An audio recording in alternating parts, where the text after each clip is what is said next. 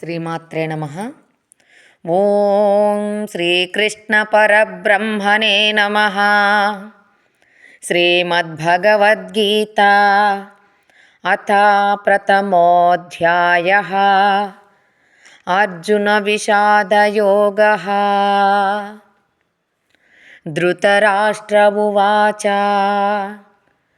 ధర్మక్షేత్రే కురుక్షేత్రే సమవేతాయుయుత్సవః మామకాః పాండవాశ్చైవ కిమకుర్వత సంజయ. ధృతరాష్ట్ర ఉవాచ అంటే ధృతరాష్ట్రుడు సంజయుణ్ణి అడుగుతూ ఉన్నాడనమాట. ఈ యొక్క ధృతరాష్ట్రుడు యుద్ధ రణరంగంలో కొడుకులు గెలుస్తారో పాండవులు గెలుస్తారో అనేటువంటి ఇచ్చతో అక్కడ ఉండాలనుకున్నాడు. కానీ అక్కడ ఉండనిచ్చి కత్తి పట్టాలి, యుద్ధం చెయ్యాలి. కళ్ళు లేని అటువంటి ధృతరాష్ట్రుడు యుద్ధం చెయ్యలేడు కదా. యుద్ధం చెయ్యనప్పుడు అక్కడ ఉండటానికి ఆస్కారము లేదు. అందుకు బాధపడుతుంటే అప్పుడు ఈ యొక్క భీష్ముడు సంజయునికి దివ్య దృష్టిని ప్రసాదించి, నువ్వు ధృతరాష్ట్రునికి ఇక్కడ జరిగే సమస్తము వివరించమని తెలియజేస్తాడనమాట.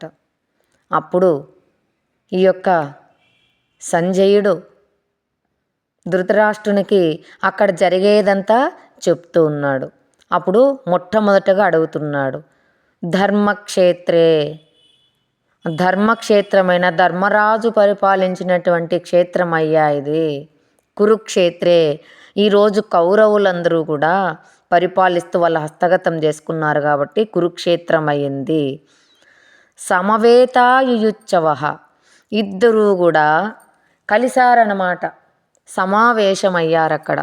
యుద్ధం చెయ్యాలనేటువంటి ఉత్సాహముతో, యుద్ధం చెయ్యాలనేటువంటి కాంక్ష కలిగినటువంటి వాళ్ళై, యుద్ధ సన్నద్ధులై అక్కడికి చేరి ఉన్నారు.